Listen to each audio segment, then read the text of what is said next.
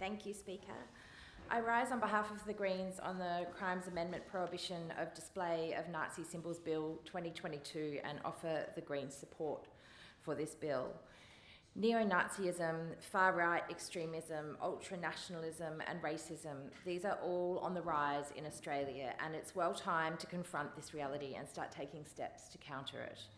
This bill is a step in that direction, and the Greens support it. But it's important to recognise that just changing the Crimes Act is not enough and will not end the problems that are underlying the display of Nazi symbols in our society.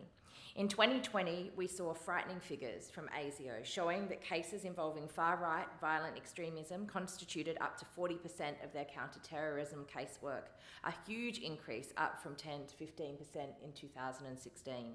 The bill was referred to the Standing Committee on Social Issues for inquiry and report in November 2021 and was supported by individuals and organisations who made submissions.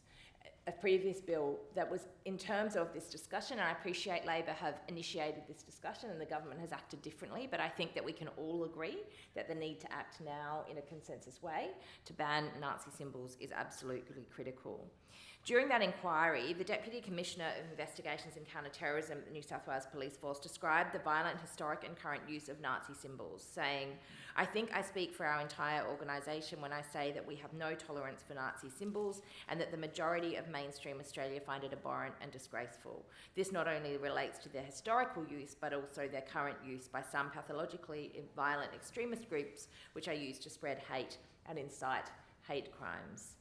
This bill is an acknowledgement that the crimes of the Holocaust and Nazism will not be forgotten, and that the harm and distress caused by Nazi symbols and Nazi actions towards especially Jewish people and other minority groups, including the LGBTIQ community, which were targeted by the Nazi regime, will not be tolerated and should not be tolerated. But it is also an acknowledgement of the alarming fact that this ideology has been allowed to grow in this country for decades. Now, especially while right-wing extreme politicians have shamefully acted in ways to whip up this kind of hate, demonising Muslims and whipping up fear about refugees and asylum seekers for political gain, while under the radar, or not so under the radar, we have seen very little focus on the concerns raised by the frightening growth in this kind of right-wing extremism pointed out by ASIO. I also want to take a moment in the context of this bill to acknowledge that last year, the home of friends of mine, Paddy Gibson and Nat Wasley, was attacked by neo-Nazis. Paddy and Nat are Sydney activists and socialists who are prominent in Aboriginal rights and trade union movements. This attack on their homes was in retaliation for their organising and involvement in Black Lives Matter rallies just outside of this parliament and in the city centre. On the December 4th, 2021, 3 white men with short-cropped hair and right-wing nationalist insignia on their clothing bashed on the front door of their family home just prior to sundown, calling out for Paddy by name.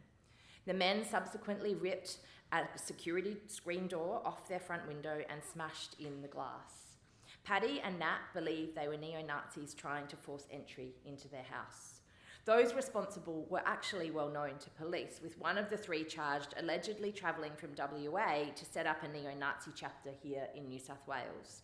The police media statement at the time of the attack stated that police will allege in court that the men targeted the Arncliffe home due to the occupants' political and ideological beliefs.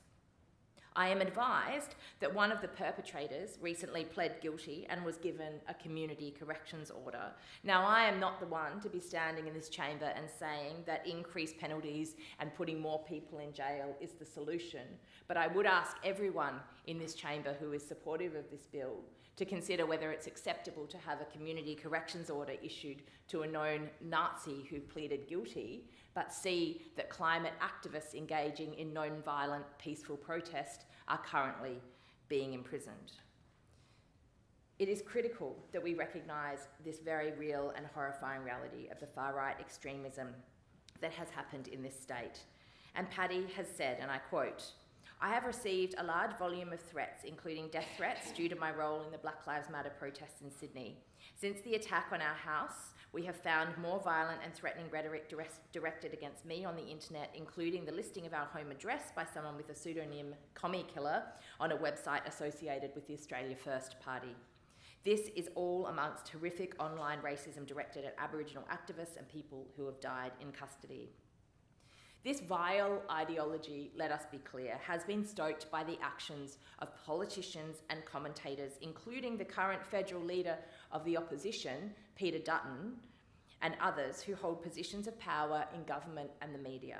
Years of demonising refugees, First Nations people, and tacit support of flag-waving nationalists has made the growth of right-wing extremism and nationalism in this country a shocking reality.